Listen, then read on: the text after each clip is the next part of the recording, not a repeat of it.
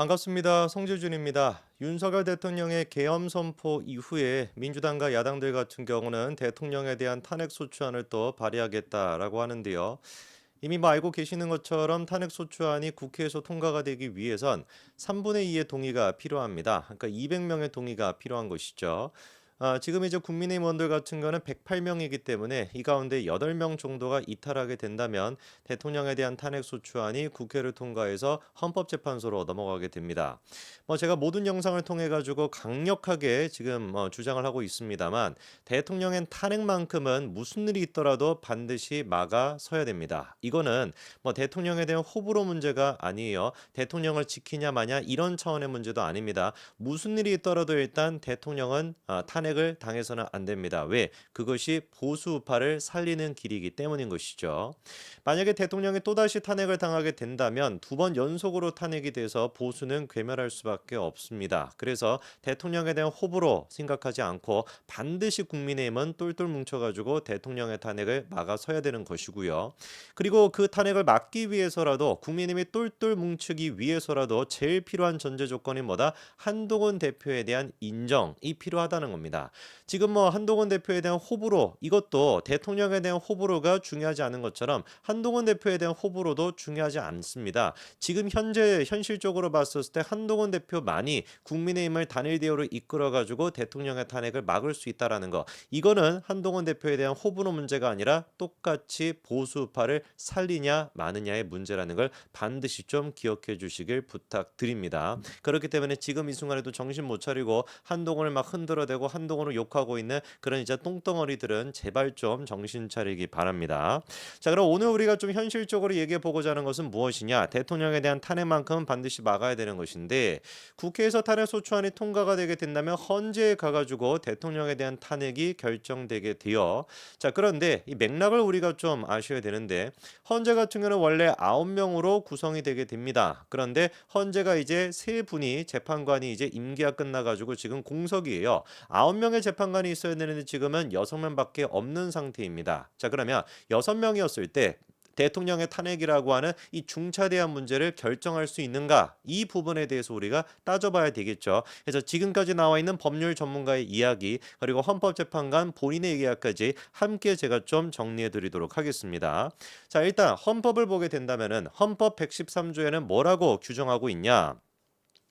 탄핵을 결정하기 위해서는 재판관 6명의 찬성이 필요하다. 이렇게 지금 규정하고 있습니다. 단순한 과반이 중요한 것이 아니라 9명 가운데 6명의 동의가 있어야지만 탄핵이 이루어질 수가 있다라는 거예요. 자, 그런데 그렇게 이제 탄핵을 기각할지 인용을 할지 이거를 결정하기 위해서는 뭐가 돼야 되냐? 심리를 해야 되는 거 아니겠습니까? 헌재에서 심리를 해야 되는데 애당초 일단 심리를 하기 위해서는 헌법에 따르면은 몇 명이 필요하냐? 헌법재판소 법에 따르면은 심리하기 위해선 몇 명이 필요하냐?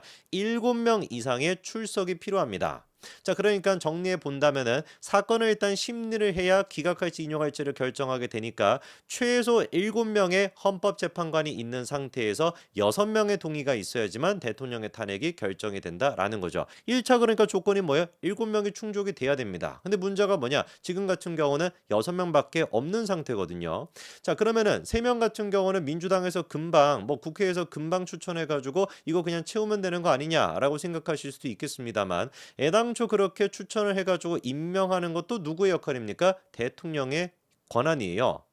그렇거든요. 국회에서 일단 그렇게 추천하게 된다면 그거를 임명하는 것은 당연히 대통령의 권한이 되는 거거든요.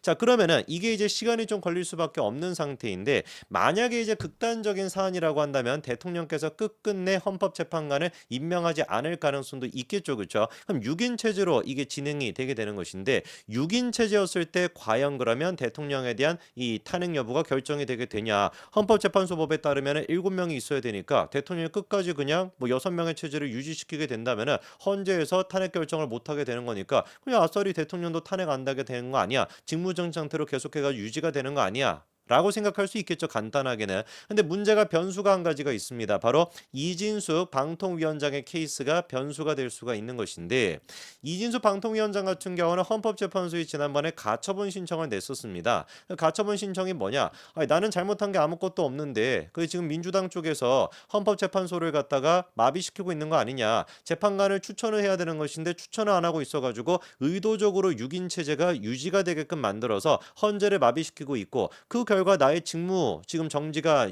진행이 되고 있는 거니까 이거는 위헌적인 거 아니냐라고 해가지고 헌법재판소에다가 가처분 신청을 냈었습니다. 그리고 그게 인용이 됐었어요. 실제로 헌법재판소 같은 경우도 이진숙의 케이스에서 뭐라고 얘기를 했었냐? 민주당을 질타했었죠. 왜 자기들은 빨리 지금 헌법재판관을 갖다가 추천하지 않는 것이냐? 너네들이야말로 지금 헌법재판소를 무력화시키고 있는 것이 아니냐라는 식으로 질책까지도 했습니다. 그러니까 당연히 이진숙 위원장의 가처분 신청을 받아들였던 것이죠. 그래서 그때 나왔던 결과가 무엇이었냐?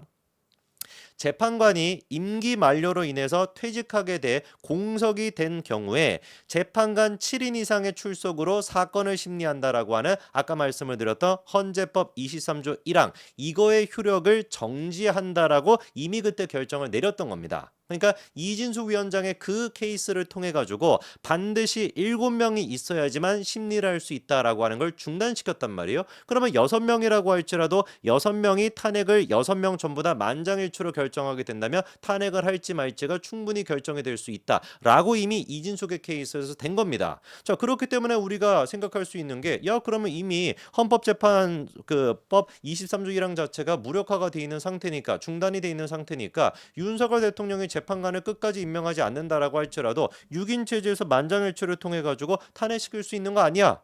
이렇게 우리가 생각할 수가 있죠. 이 부분에 대해서 그런데 전문가들의 의견이 좀 갈리고 있습니다.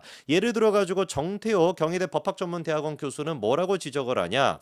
애당초 법에서 취지를 봤었을 때 6인 체제에서 결정이 가능하다라는 게 법 취지가 아니다. 이거는 진짜 뭐 가처분으로서 일시적으로 효력을 정지시켜 놓은 것인데 이거를 바탕으로 해가지고 다른 케이스도 아니고 대통령에 대한 탄핵을 갖다가 6인 체제로서 결정한다라는 것은 이거는 법 취지도 맞지 않기 때문에 굉장히 좀 부담을 느낄 수밖에 없다. 사실상 불가능하다. 이렇게 지금 보고 있고요.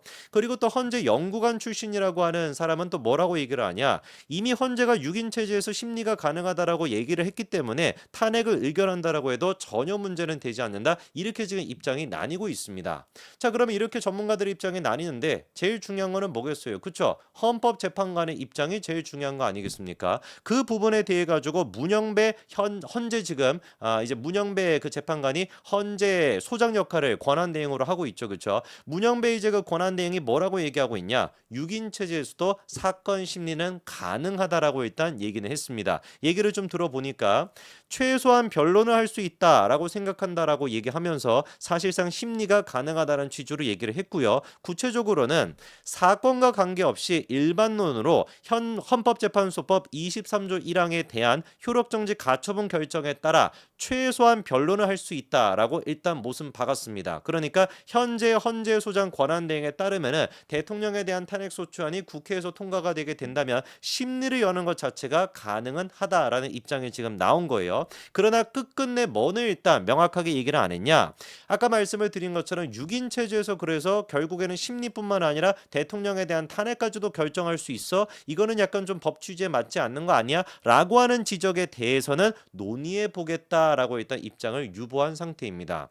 그렇기 때문에 제가 봤었을 때 헌재에서는 일단 입장은 명확한 것 같아요. 자기들이 일단 가처분 신청을 받아들였기 때문에 6인 체제에서 심리가 가능하다라고 얘기는 하기는 했지만 대통령의 탄핵이라고 하는 이렇게나 중요한 사안에 대해 가지고 6인 체제에서 헌재가 9인으로 다 채워져 있는 것도 아니고 6인 체제에서 이거를 탄핵 결정하기는 부담스럽다라는 겁니다. 그래서 최소한 제가 봤었을 때는 헌재가 9인이 다 완성되기 전까지는 대통령에 대한 탄핵 소추안이 국회를 넘어가지고 헌법재판소에서 결정되는 일은 없을 것 같다. 그래서 제일 중요한 관건은 뭐다? 국민의힘이 똘똘 뭉쳐가지고 한동훈의 체제로서 똘똘 뭉쳐가지고 단일 대우가 된다면 그래서 국회에서 탄핵 소추만 막아낼 수 있다라고 한다면 충분히 우리가 대통령의 임기는 지킬 수 있다라고 저는 봅니다. 제일 중요한 거는 뭐다? 대통령과 한동훈 두 사람에 대한 호불호 이거를 지금 따질 때가 아니다. 아니다라는 걸 반드시 여러분들이 기억해 주시기 바랍니다. 여기까지 말씀드리겠습니다. 감사합니다.